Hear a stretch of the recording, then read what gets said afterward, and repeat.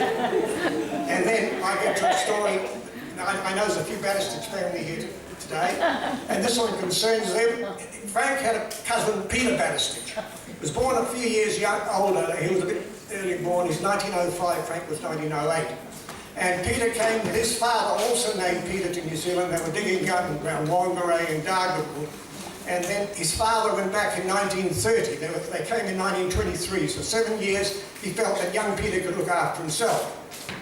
So anyway, Peter sent a message to Frank about the late 30s, and he said, listen Frank, come over and join me, we dig together. And I said, where was it? He said, somewhere in the bloody Velsford, over there somewhere. So I go over there. He said, and after about 4 days digging with Peter, I had to have a talk with Peter. And I said, what do you mean? Well, I had to have a talk with him. I said to Peter, listen, I come here dig a gong with you together. You know, we make a few shillings, and then, Peter, this is what's happening. All day I dig. Peter, you dig, talk, and all the time talking about Ina. She was an Ashby.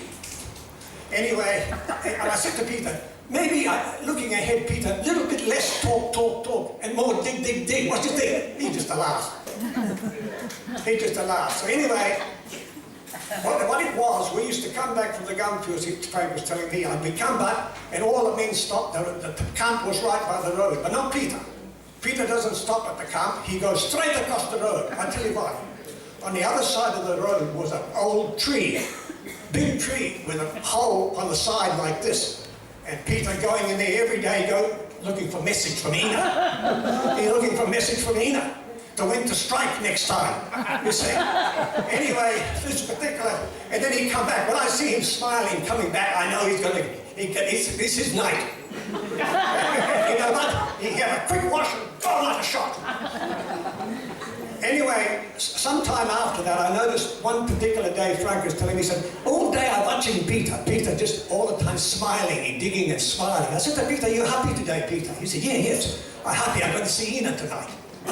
I said, okay, did you get the message from the tree, did you? He said, no, but she told me last time that tonight should be all right. So anyway, we go back, and I said, Peter, you should go and check the tree. So how it all came about, so Ina knew the postman. And so she'd write the message, the postman stopped outside the tree, put the message in the tree, Peter found the message. This is how the system worked. So anyway, this particular day, he went across to check the tree. He'd come back, he wasn't very happy. And Frank said to him, no message. He said, no message, but I'm still going.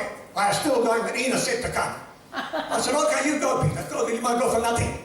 He said, doesn't matter. So he went. You wouldn't believe it, about a half an hour later, the skies opened up and it poured down with rain. And I'm thinking to myself, that Peter, he's so mad with the Ina. He's sit there right till tomorrow morning in the rain. And he'll catch a bloody pneumonia, then what? No more the bloody Ina then. So he said, I feel sorry for him, so I get a big raincoat. I put a raincoat myself and one for Peter. And I followed him to the bush, because they used to meet in the bush. You know? so anyway, in the bush, but now and again I lose a track. He says, I find a big button like this, and I smash in the bloody teeth with the button, and I am looking, and finally I can see a big opening, and I'm thinking, this is where Peter, somewhere here. So I'm looking around, no sign of anybody, then I call out, Peter! Nothing.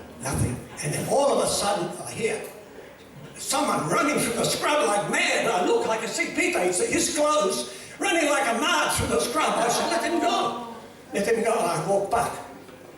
When I get back to the camp, he see me coming, so he rushing over, he said to me, Frank, big trouble. I said, what's wrong, Peter? What's wrong now, Peter? He said, I was waiting for the Ina. He said, and then somebody called Peter. And then I look, and then, you know what? I look over there, and I see he got the big raincoat. I said, who? Ina father.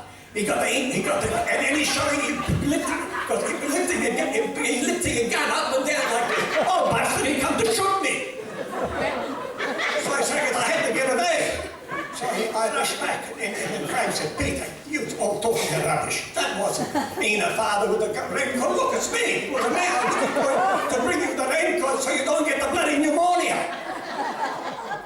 So anyway, that happened, and then so Peter was so happy that he could see Ina again that he grabbed me and gave me a big kiss. What do you think?